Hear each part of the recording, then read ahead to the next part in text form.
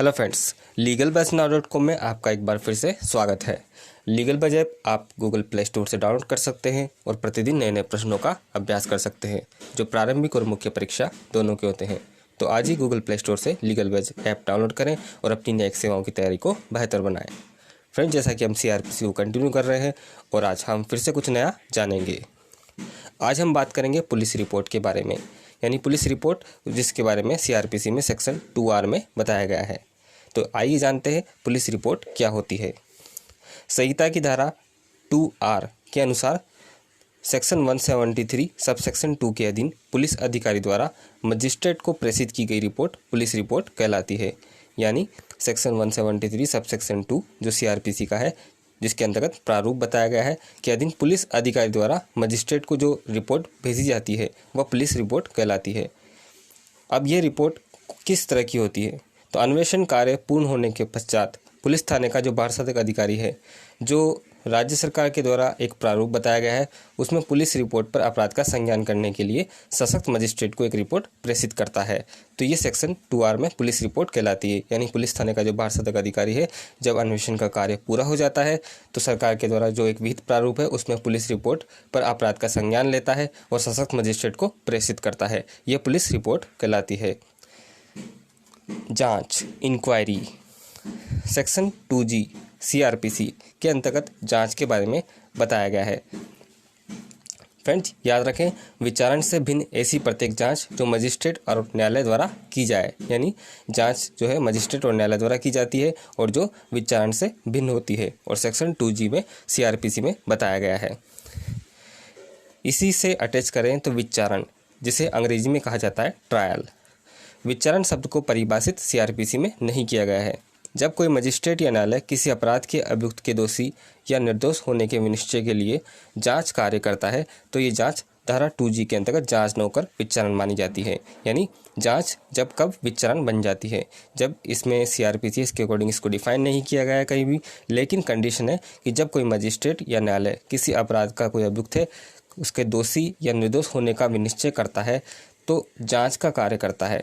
तो यह जांच जो है जांच न होकर क्या कहलाती है? विचारण। यानी जब कंटिन्यूस चल रहा है, यानी मजिस्ट्रेट और न्यायालय किसी अपराध के अभियुक्त के दोषी या निर्दोष होने के विनिश्चय के लिए जो जांच का कार्य कंटिन्यूस कर रहा है और उसी अकॉर्डिंग वह कंटिन्यूस चल रही है तो वह विचारण मानी जाएगी, यानी जांच नहीं मानी जाएगी, क्योंकि अभी वह पूर्ण रूप से विनिश्चित नहीं हुई है। इस तरह से न्यायिक कार्रवाई सेक्शन 2J CRPC में बताया गया है, जिसे अंग्रेजी में कहा जाए तो जुडिशियल प्रोसीडिंग। संहिता के धारा 2J के अनुसार न्यायिक कार्रवाई ऐसी कार्रवाई है जिसके अनुक्रम में साक्ष्य वैध रूप से शपथ पर लिया जाता है। अब जो न्यायिक कार्रवाई होती है उसमें उसका उद्देश्य होता है साक्ष्यों को लेना, जिसको वैध रूप से शपथ पर लिया जाता है। तो ये सेक्शन 2J है न्यायिक कार्रवाई, जिसमें साक्ष्य वैध रूप से शपथ पर लिया जाता है। अपराध क्या है? कई बार पूछ लिया जाता है कि अपराध क्या है, क्राइम क्या है। तो कोई ऐसा कार्य या लोभ जो किसी विधि द्वारा दंडनीय है, और पशु अत्याचार अधिनियम 1871 की धारा 20 के अधीन परिवाद जिसमें किया जा सकता है वह अपराध है, और इसे CRPC में सेक्शन 2N में बताया गया है, परिभाषित किया गया है। याद रखें, अपराध की परिभाषा CRPC में सेक्शन 2N में दी गई है, जिसमें ऐसा कार्य या लोभ जो किसी विधि के द्वारा जिसे दंडनीय बनाया गया है। इसके अलावा इसमें पशु अत्याचार अधिनियम जो 1871 है उसकी धारा 20 के अधीन जो परिवाद किया जाता है वो कार्य भी अपराध कहलाता है। समन मामला, समन मामले को CRPC में सेक्शन 2W में बताया गया है। ऐसा मामला जो किसी अपराध से संबंधित है जो वारंट मामला नहीं है, यानी ऐसा मामला जो किसी क्राइम से संबंधित है लेकिन वारंट मामला नहीं है, समन मामला कहलाता है। समन मामला परिवाद शुरू होता है, यानी जब परिवाद किया जाता है मजिस्ट्रेट के समक्ष तो वहाँ से समन मामले की जो प्रोसेस शुरू होती है। समन मामले के तहत 2 वर्ष तक का कारावास अथवा अर्थदंड या दोनों दंडादेश दिया जा सकता है। याद रखें, समन मामला परिवाद से शुरू होता है। समन मामले के तहत 2 वर्ष तक का कारावास दिया जा सकता है या जुर्माना भी दिया जा सकता है या दोनों भी दिए जा सकते हैं।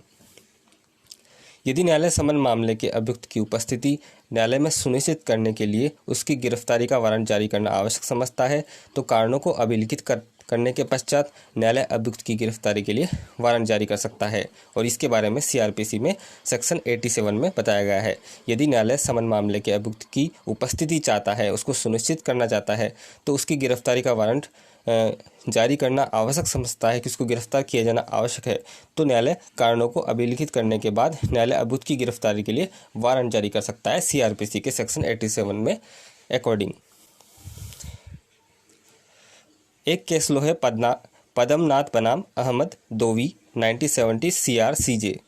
याद रखें, पदमनाथ बनाम अहमद दोषी 1970 CR-CJ। इसमें बताया गया है कि मजिस्ट्रेट द्वारा वारंट जारी कर दिए जाने मात्र से समन मामले की प्रकृति में परिवर्तन नहीं होता है। यानी मजिस्ट्रेट द्वारा अगर किसी अभियुक्त के विरुद्ध वारंट जारी कर दिया गया है तो मात्र वो केवल समन मामले की प्रकृति में परिवर्तन नहीं कर सकता है। अब हम पढ़ते हैं किसी समन मामले का वारंट मामले में सपरिवर्तन, यानी कब समन मामला वारंट मामले में चेंज हो जाता है। तो बहुत ही इंपॉर्टेंट कंडीशन, यदि 6 मास से अधिक अवधि के कारावास से दंडनीय किसी समन मामले के विचारण के दौरान मजिस्ट्रेट को यह प्रतीत हो कि न्याय हित में इस मामले का विचारण वारंट मामले के विचारण प्रक्रिया के तहत किया जाना चाहिए, तो मजिस्ट्रेट वारंट मामले के विचारण के लिए दंड प्रक्रिया संहिता में उपबंधित रीति से ऐसे मामले की पुनः सुनवाई कर सकता है तथा परीक्षा किए जा चुके साक्ष्यों को पुनः बुला सकता है। सेक्शन 259 सीआरपीसी, यानी जब 6 मास से अधिक कारावास का कोई दंडनीय अपराध किया गया है तो किसी समन मामले के विचारण का दौरान, यानी 6 मास से अधिक अवधि का कारावास से दंडनीय अपराध में समन मामले के विचारण के दौरान अगर मजिस्ट्रेट को यह लगता है कि न्याय हित में इस मामले का विचारण वारंट मामले की तरह किया जाना चाहिए, तो मजिस्ट्रेट वारंट मामले के विचारण के लिए जो सीआरपीसी में कोई भी जो उपबंधित रीति है ऐसे मामलों को पुनः सुनवाई कर सकता है और परीक्षा किए जाने के लिए साक्ष्यों को बुला सकता है। और साक्ष्यों को बुलाए जाने के लिए प्रोविजन सीआरपीसी में सेक्शन 259 में बताए गए हैं। एक से अधिक अपराध के लिए आरोपित अभियुक्त का यदि प्रत्येक अपराध के लिए निर्धारित दंड पृथक 2 वर्ष से अधिक नहीं है तो ऐसे सभी आपराधिक मामले समन मामले होंगे। यानी एक से अधिक अपराध किए गए हैं, उसमें आरोपित अभियुक्त हैं, तो प्रत्येक अपराध के लिए जो निर्धारित दंड है पृथक 2 वर्ष से अधिक नहीं होंगे। याद रखें, अलग अलग अपराधों की कंडीशन में। तो ऐसे सभी आपराधिक मामले समन मामले कहलाते हैं जो एक से अधिक अपराध के लिए आरोपित अभियुक्त के अगेंस्ट होते हैं और प्रत्येक अपराध के लिए निर्धारित जो दंड होता है वो पृथक 2 वर्ष से अधिक नहीं होगा। तो ऐसे सभी आपराधिक मामले समन मामले होंगे। सभी अपराधों के लिए निर्धारित दंड का योग मामले की प्रकृति प्रभावित नहीं करेगा। यदि अभियुक्त के ऊपर वारंट तथा समन अपराध सम्मिलित रूप से दर्ज है तो ऐसी स्थिति में समस्त मामला वारंट मामला माना जाएगा। अब बहुत ही इंपॉर्टेंट कंडीशन, ये अभियुक्त है उसके ऊपर वारंट और समन अपराध दोनों रूप से सम्मिलित हैं और रूप से दर्ज हैं, तो ऐसी स्थिति में समस्त मामला वारंट मामला माना जाएगा। अब वारंट मामले को सीआरपीसी में सेक्शन 2X में बताया गया है। याद रखें, वारंट मामला सेक्शन 2X। वारंट मामला क्या है? ऐसा मामला जो मृत्यु, आजीवन कारावास या 2 वर्ष से अधिक अवधि के लिए कारावास से दंडनीय किसी अपराध से संबंधित है, वारंट मामला कहलाता है। याद रखें, मृत्युदंड, आजीवन कारावास या 2 वर्ष से अधिक जो अवधि के कारावास से दंडनीय कोई अपराध किया गया है किसी व्यक्ति द्वारा, तो वह उसके विरुद्ध वारंट मामला कहलाता है और सेक्शन 2X में बताया गया है। प्लीडर, सेक्शन 2Q, सीआरपीसी का सेक्शन 2Q प्लीडर को बताता है। विधि द्वारा या विधि व्यवसाय करने के लिए प्राधिकृत व्यक्ति तथा कोई अन्य व्यक्ति जो न्यायालय की कार्रवाई में कार्य करने के लिए न्यायालय की अनुज्ञा से नियुक्त किया गया है, प्लीडर कहलाता है। याद रखें, विधि द्वारा विधि व्यवसाय करने के लिए जो व्यक्ति प्राधिकृत किया गया है या कोई अन्य व्यक्ति जो न्यायालय की कार्रवाई में कार्य करने के लिए अनुज्ञा से नियुक्त किया गया है, तो वह व्यक्ति प्लीडर कहलाता है सेक्शन 2Q के अकॉर्डिंग।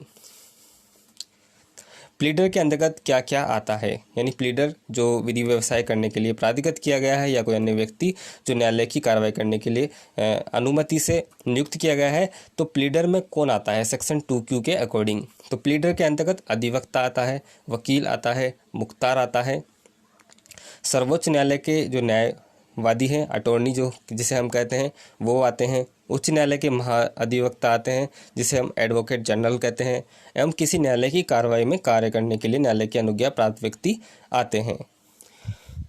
अब इसी क्रम में लोक अभियोजक को भी जान लेते हैं। Public prosecutor.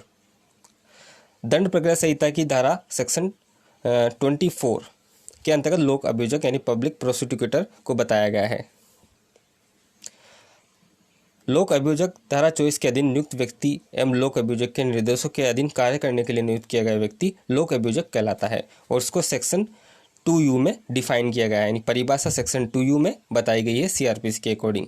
तो सेक्शन 2U जो सीआरपीसी के अकॉर्डिंग धारा 24 के अधीन जो नियुक्त व्यक्ति है और लोक अभियोजक के निर्देशों के अधीन कार्य करने वाला जो नियुक्त व्यक्ति है वह लोक अभियोजक कहलाता है।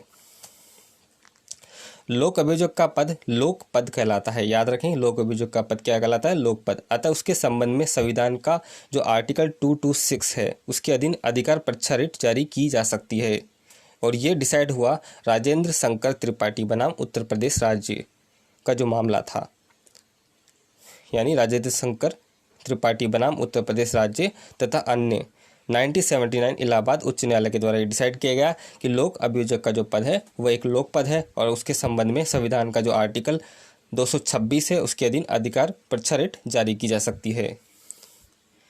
अब आता है विक्टिम यानी पीड़ित। सीआरपीसी में विक्टिम सेक्शन 2WA में बताया गया है। दंड प्रक्रिया संहिता संशोधन अधिनियम 2008 अधिनियम संख्या 5/2008 दिनांक 7 जनवरी 2009। याद रखें, दंड प्रक्रिया संहिता संशोधन अधिनियम 2008 अधिनियम संख्या 5/2008 दिनांक 7 जनवरी 2009 के द्वारा यह नई धारा जोड़ी गई है सेक्शन 2WA, जिसमें पीड़ित बताया गया है, पीड़ित को डिफाइन किया गया है। पीड़ित क्या है? पीड़ित का अर्थ ऐसे व्यक्ति या व्यक्तियों से है जो ऐसे किसी कृत्य या लोक के कारण कारित हानि या क्षति से पीड़ित हुआ है। क्या समझा?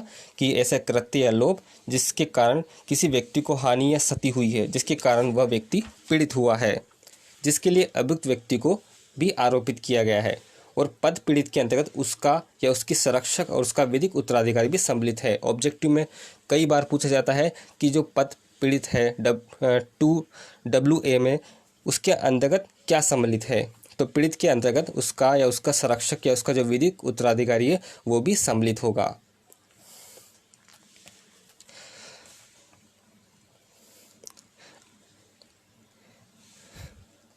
फ्रेंड्स, अब हम जानते हैं अन्य शब्द, यानी सीआरपीसी में इनके अलावा जो अन्य शब्द है उनको किस रूप में बताया गया है।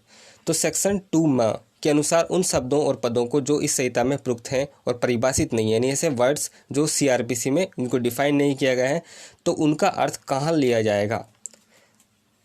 तो उनका अर्थ है भारतीय दंड संहिता में परिभाषित है, यानी सीआरपीसी में जिनको डिफाइन नहीं किया गया है, उनको बताया नहीं गया है, और लेकिन आईपीसी यानी हमारी जो भारतीय दंड संहिता है उसमें बताया गया है, तो उसका अर्थ वही होगा जो भारतीय दंड संहिता में है। अतः वे सब जो दंड प्रक्रिया संहिता में प्रयुक्त हैं किंतु परिभाषित नहीं है, यदि वे सब भारतीय दंड संहिता में परिभाषित है तो उनका अर्थान्वयन जो है भारतीय दंड संहिता के अकॉर्डिंग करवाया जाएगा, और ये सेक्शन 2 में बताया गया है सीआरपीसी में।